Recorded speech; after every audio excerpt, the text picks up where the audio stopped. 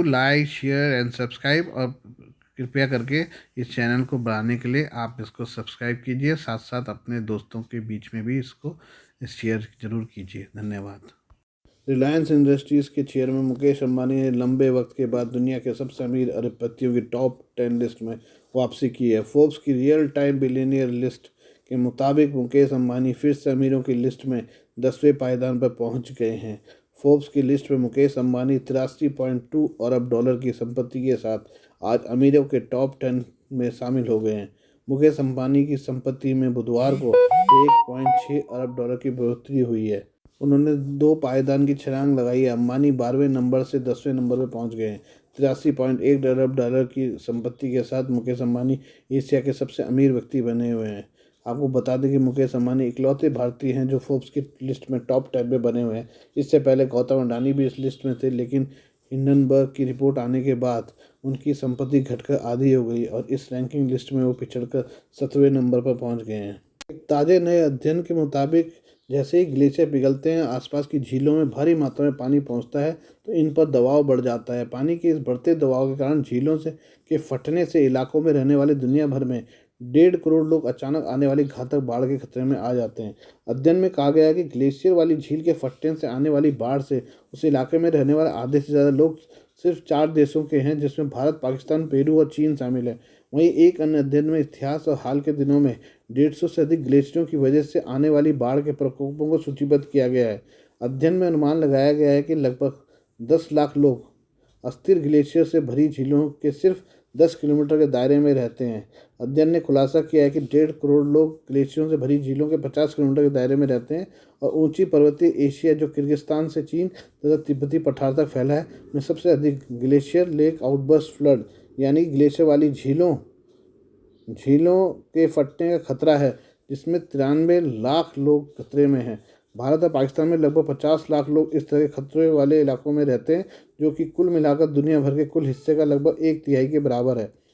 भारी विनाशकारी बाढ़ में से एक 1941 में पेरू में आई थी, जिसमें 1800 से 6000 लोग मारे गए थे।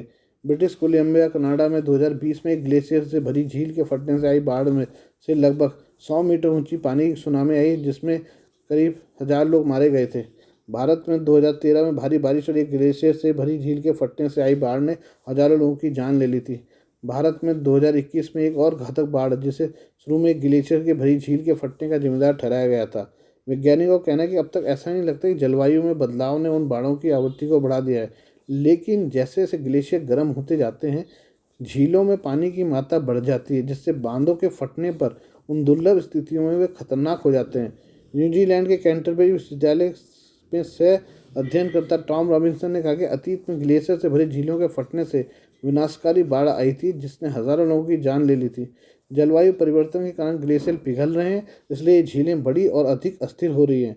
कैलगरी विश्वविद्यालय के भूवैज्ञानिक डैन सुगर ने कहा कि ज़्यादातर खतरा इस बात पर निर्भर करता है कि कितने लोग ग्लेशियर के कारण आने वाली बाढ़ के क्षेत्र में रहते हैं। रॉबिन्सन ने कहा कि उनके अध्ययन में क्या अलग है, यह है कि सबसे पहले जलवायु, भूगोल, जनसंख्या, कमजोर इन सभी कारणों को देखता है, ताकि सभी 190 ग्लेशियर घाटियों के लिए दुनिया में सबसे खतरनाक जगह कहाँ है, इनका अच्छी तरह से अवलोकन किया जा सके। खतरे के सबसे ऊपरी पायदान में पाकिस्तान के इस्लामाबाद के उत्तर में खैबर पख्तूनख्वा बेसिन है। रॉबिन्सन ने कहा ये बहुत सारे लोग हैं और वे बहुत खतरे में हैं, क्योंकि वे झील के नीचे की घाटी में रहते हैं। रॉबिन्सन ने कहा कि मुसीबत यह है कि वैज्ञानिक पाकिस्तान, भारत, चीन और हिमालय पर बहुत अधिक गौर कर रहे हैं, जिसे अक्सर ऊंची पर्वतीय एशिया कहा जाता है, और कुछ हद तक एंडीज की अनदेखी कर रहे हैं। अध्ययन में कहा गया कि दूसरे और तीसरे सबसे बड़े खतरे वाले बेसिन पेरू के सांता बेसिन और बोलीविया के बेनी बेसिन में भी यही स्थिति है। और हमें जो है विशेषकर जो हिमालयी नदियाँ हैं उन पर विशेष फोकस रख के उन पर मॉनिटरिंग करनी चाहिए, ताकि पता लग सके कहीं ग्लेशियर जो है कहीं ऐसी झीलें तो नहीं बना रहे हैं कि जो एकदम से टूटे और साथ में जो है बहुत ज़्यादा जान माल का नुकसान हो। क्योंकि 2013 में हमने देखा था कि जो केदारनाथ त्रासदी थी, उसमें भी चोराबाड़ी जो ग्लेशियर था वो टूट गया था, और उसके साथ जो बाढ़ आई थी, जिसमें कहते हैं कि कई हज़ार लोग भी मारे गए थे, और सारा मंदिर के उधर जो है पूरी पानी ने पूरा कटाव कर दिया था और रास्ते से लेकर हर चीज़ साफ़ कर दी थी जो उसके आगे आया। तो ऐसे नुकसान ना हो, उसके लिए हमें अभी से मॉनिटरिंग करते रहना चाहिए और देखते रहना चाहिए कि कहीं कोई ऐसा ग्लेशियर न डेवलप हो रहा हो। Popular social media handle Twitter ने भारत पे ट्विटर ब्लू की शुरुआत कर दी है। ट्विटर ब्लू एक पेड सर्विस है कि जिसके लिए यूजर से चार्ज वसूले जाएंगे। वे भारतीय ट्विटर यूजर से जो मोबाइल में ट्विटर का इस्तेमाल करते हैं उन्हें 900 रुपये का खर्च महीने भर के लिए उठाना होगा, जबकि ट्विटर के वेब यूजर्स को इस सर्विस के लिए हर महीने 650 रुपये देने होंगे। हालांकि ट्विटर यूजर्स को सालाना प्लान भी ऑफर किया जा रहा है। ट्विटर ब्लू की सेवा का साल भर लाभ लेने के लिए भारतीय यूजर्स को 6,800 रुपये का प्लान भी ऑफर किया गया है। मालूम हो कि ट्विटर ब्लू की पेड सर्विस के बारे में कंपनी के नए मालिक एलन मस्क ने बीते साल ही जानकारी दी थी। ट्विटर ब्लू को भारत से पहले कई देशों के लिए पेश किया जा चुका है। भारत से पहले ट्विटर ब्लू की paid service America, Canada, Britain, New Zealand, Japan और ऑस्ट्रेलिया जैसे देशों में शुरू हो चुकी है। इन देशों में ट्विटर ब्लू के लिए यूजर्स को $8 प्रति माह का शुल्क देना पड़ रहा है, जबकि एक साल के लिए यही शुल्क कुछ कम होकर $84 है। ट्विटर ब्लू की पेड सर्विस लेने पर यूजर्स को कंपनी की ओर से कई फ़ायदे दिए जाएंगे। वे यूजर्स जो ट्विटर ब्लू की पेड सर्विस का इस्तेमाल करेंगे उन्हें 4000 वर्ड्स तक का ट्वीट करने की सहूलियत रहेगी। यही नहीं, पेड सर्विस लेने वाले यूजर्स को दूसरे ट्विटर यूजर्स के मुकाबले कम विज्ञापन भी देखने को मिलेंगे। इसके अलावा पेड सर्विस लेने वाले यूजर्स के ट्वीट्स और रिप्लाई को भी कंपनी की ओर से प्राथमिकता दी जाएगी। खास बात यह है कि पेड सर्विस लेने वाले यूजर्स को हाई क्वालिटी में वीडियो अपलोड करने की सुविधा भी दी जाएगी। ट्विटर ब्लू साइन अप करने के लिए सबसे पहले ट्विटर ऐप ओपन कर प्रोफाइल मेन्यू पर जाना होगा। इसके बाद ट्विटर ब्लू को सिलेक्ट करना होगा, सब्सक्राइब बटन को सिलेक्ट करना होगा। इसके बाद फ़ोन नंबर वेरीफाई करवाना होगा। स्क्रीन पर नज़र आने वाले इंस्ट्रक्शन को फॉलो करना होगा। सब्सक्रिप्शन पेमेंट कंफर्म करने के बाद आप ट्विटर के ब्लू मेंबर बन जाएंगे। पाकिस्तान के पूर्व प्रधानमंत्री इमरान खान भले सत्ता में न हो, लेकिन वो लगातार सुर्खियों में बने हुए हैं। पिछले दिनों उन्होंने गंभीर आर्थिक संकट को लेकर शहबाज सरकार पर निशाना साधा। लाहौर स्थित अपने आवास पर विदेशी मीडिया से बात करते हुए कश्मीर आग अलापना नहीं भूले, लेकिन पाकिस्तान की बदहाली की असल वजह बताने के लिए उन्होंने भारत की मिसाल दी। वर्तमान में पाकिस्तान इतिहास के सबसे गंभीर आर्थिक संकट से जूझ रहा है। पड़ोसी मुल्क के लिए यह वक्त और भी कठिन इसलिए है क्योंकि दूर दूर तक इससे बाहर आने का कोई रास्ता नज़र नहीं आ रहा है। मीडिया से बात करते हुए इमरान ने कहा कि जब मैं सत्ता में वापस आऊँगा तो भारत से तब तक बात नहीं होगी जब तक कश्मीर की स्थिति यानी अनुच्छेद 370 बहाल नहीं हो जाता। पाकिस्तान से बातचीत को लेकर भारत का रुख बिल्कुल स्पष्ट है। भारत सरकार साफ कह चुकी है कि आतंकवाद और बातचीत एक साथ संभव नहीं है। हालांकि खुद पाकिस्तान के लोग अपनी सरकार को आर्थिक हालत सुधारने के लिए भारत से संबंध सुधारने की सलाह दे रहे हैं। इमरान खान ने अपने मुल्क की बदहाली के कारण गिनाते हुए भारत की मिसाल दी है। उन्होंने कहा कि कानून के शासन के बगैर पाकिस्तान तरक्की नहीं कर सकता। भारत को ही देख लें, वहाँ इसलिए विकास हो रहा है क्योंकि वहाँ कानून का शासन है। इमरान ने PML और उसकी सहयोगी पार्टियों पर PTI नेताओं और चुनाव में धांधली की योजना बनाई है। कभी सेना के सारे सत्ता में आए इमरान ने सरकार और सैन्य प्रतिष्ठान पर साथ मिलकर उन्हें राजनीति से बाहर करने का आरोप लगाया। पाकिस्तान के प्रधानमंत्री शहबाज शरीफ ने कुछ दिनों पहले कहा था कि पाकिस्तान ने अपना सबक सीख लिया है, वो भारत के साथ शांति से रहना चाहते हैं। शहबाज ने PM नरेंद्र मोदी से बातचीत का अनुरोध भी किया था। भारत की तरफ से शहबाज शरीफ और पाक विदेश मंत्री बिलावल भुट्टो को शंघाई सहयोग संगठन की बैठक में हिस्सा लेने के लिए आमंत्रित किया गया है। यह बैठक गोवा में मई 2023 में होगी, जिसकी अध्यक्षता भारत करेगा। इन सब चीज़ों के ऊपर भी पाकिस्तान के सिर पे पता नहीं क्यों कश्मीर का बुखार चढ़ा रहता है। हर समय वो कश्मीर कश्मीर कहता रहता है और इसके वजह से 75 सालों में वो कहाँ से कहाँ चला गया, किस गर्त में वो चला गया, पर कश्मीर का राग अपना उसने अभी तक नहीं छोड़ा है। भारत ने चीन से सटे वास्तविक नियंत्रण रेखा पर सड़क, पुल और टनल निर्माण के कार्य को टॉप गियर में डाल दिया है। इस बारे में दशकों पुरानी सोच को दरकिनार करते हुए पूर्वी लद्दाख से लेकर सिक्किम तक और पूर्वोत्तर में अरुणाचल प्रदेश स्थित LAC के पास रणनीतिक दृष्टिकोण से महत्वपूर्ण पूरे इलाके में हर मौसम में काम आने वाली सड़क निर्माण का काम शुरू हो गया है। सबसे महत्वपूर्ण लद्दाख स्थित चुशूल से ढमचौक के बीच 135 किलोमीटर लंबे सड़क मार्ग का काम पिछले महीने ही शुरू हो गया है। ये जानकारी विदेश मंत्री S जयशंकर ने दी है। अरुणाचल प्रदेश के तवांग जिले में भारत चीन सीमा के पास दुनिया के सबसे ऊंचे स्थल पर टनल 13,000 फीट की ऊंचाई पर का निर्माण भी कर रहा है। एक विशेष ब्रीफिंग में उन्होंने बताया कि चीन सीमा से सटे भारतीय हिस्से में वर्ष 2002 से वर्ष 2014 के बीच 3,610 किलोमीटर लंबे सड़क मार्ग का निर्माण किया गया था, जबकि वर्ष 2014 से 2022 के बीच 6,806 किलोमीटर लंबे सड़क मार्ग का निर्माण किया गया है।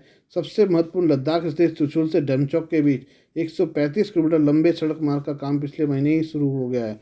ये जानकारी विदेश मंत्री एस जयशंकर ने दी है। अब जोजिला दर्रे को सिर्फ 2.5 महीने के लिए बंद किया जाता है। पहले 4-5 महीने के लिए इसे बंद किया जाता था। चीन के साथ मौजूदा तनावग्रस्त रिश्तों को देखते हुए भारतीय विदेश मंत्री का यह बयान बहुत ही महत्वपूर्ण माना जा रहा है। पूर्वी लद्दाख स्थित एलएसी पर चीन की सेना की घुसपैठ करने के बाद जो सैन्य तनाव बना था वह पूरी तरह से खत्म नहीं हुआ है। हालांकि हाल के महीनों में दोनों देशों ने महत्वपूर्ण तनाव वाले इलाकों से सेना की वापसी की है, लेकिन इस अनुभव के बाद भारत ने सड़क, पुल आदि निर्माण का काम और तेज कर दिया है। हैंड्स क्रम में बाली पारा चार दौड़ तवांग सड़क मार्ग का निर्माण जोर शोर से जारी है, जो अगस्त 2023 में पूरा हो जाएगा। इस रास्ते में भारत 1790 मीटर और 475 मीटर दो लंबे टनल का निर्माण कर रहा है। इसमें एक टनल 13,000 फीट पर स्थित है। यह पूरी दुनिया में सबसे ऊंचा टनल होगा। एक तरह से कहा जाए तो पहाड़ों पर टनल बनाने का चीन का रिकॉर्ड भी तोड़ा जाएगा। एलएसी पर सड़क व पुलों का निर्माण भारतीय इंजीनियरिंग का भी एक शानदार नमूना होगा। गोवा के बीच पर अब आपको रोबोट्स भी नजर आएंगे। इन रोबोट्स को लोगों की सुरक्षा के लिए तैनात किया गया है। ये रोबोट्स आर्टिफिशियल इंटेलिजेंस पर बेस्ड हैं, जो लाइफ गार्ड्स की मदद लोगों को बचाने में करेंगे। गोवा के बीच पर 2 तरह के रोबोट्स को तैनात किया जा रहा है।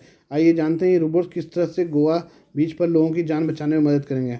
आर्टिफिशियल इंटेलिजेंस का इस्तेमाल हमारे आसपास कई जगहों पर हो रहा है। इंटरनेट पर कुछ सर्च करना हो या फिर घर की चीज़ों का स्मार्ट होना हो, इन सब में आर्टिफिशियल इंटेलिजेंस हमारी मदद कर रहा है। अब लोगों की जान बचाने में भी इसका इस्तेमाल किया जाएगा।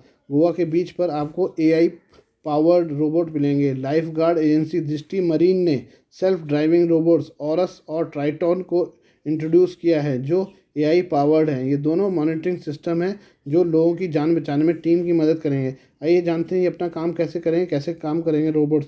दृष्टि मरीन के ऑपरेशन हेड नवीन अवस्थी ने बताया कि दोनों ही AI monitor camera based system है, जो अपने आसपास की चीज़ों को स्कैन करके रिस्क डिटेक्ट करते हैं। साथ ही ये real time information life guards से शेयर करेंगे, जिसकी वजह से गार्ड्स किसी आपात स्थिति में तेज़ी से रिस्पॉन्स कर सकेंगे। ऑरस की मदद से टीम गोवा बीच पर ज़्यादा बेहतर तरीके से मॉनिटरिंग कर सकेगी। ये एक सेल्फ ड्राइविंग रोबोट है जिसे लाइफ सेवर्स की मदद के लिए डेवलप किया गया है। ये नॉन स्विमिंग जोन में पेट्रोलिंग करेगा और टूरिस्ट को बड़ी लहरों की जानकारी भी देगा। उन्होंने बताया कि इन रोबोट ने 110 घंटे के ऑटोनोमस वर्क आवर पूरा कर लिया है। इसने 130 किलोमीटर का एरिया कवर किया है। दूसरे रोबोट में क्या है खास? टाइटॉन भी ऑरस के साथ काम करेगा, जिससे लाइफ गार्ड्स को बीच की पूरी डिटेल्स मिलेगी। टाइटॉन ने अब तक 19,000 घंटों का रन टाइम पूरा कर लिया है। अवस्थी ने बताया कि बीच मॉनिटरिंग के लिए नई टेक्नोलॉजी के इस्तेमाल से माइग्रेटेड रिस्क को कम किया जा सकेगा और लोगों की सुरक्षा बेहतर होगी। दोनों ही एआई सिस्टम को टेक लाइफ सेवर्स ऑपरेट करेंगे। कंट्रोल रूम में बैठी टीम फैसला करेगी ये दोनों रोबोट्स किस एरिया में पेट्रोलिंग करेंगे। ऑरस मीरामार बीच पर रहेगा, जबकि ट्राइटॉन कई बीच पर मौजूद होगा। दृष्टि मरीन का मानना है कि बीच मॉनिटरिंग के लिए रोबोट्स और एआई बेस्ड सिस्टम के इस्तेमाल से बहुत कुछ आसान होगा। आज का गोल्ड रेट इस प्रकार से है। 10 ग्राम का गोल्ड रेट 22 कैरेट वाला 52,900 रुपये का है और 24 कैरेट का गोल्ड रेट जो है 10 ग्राम का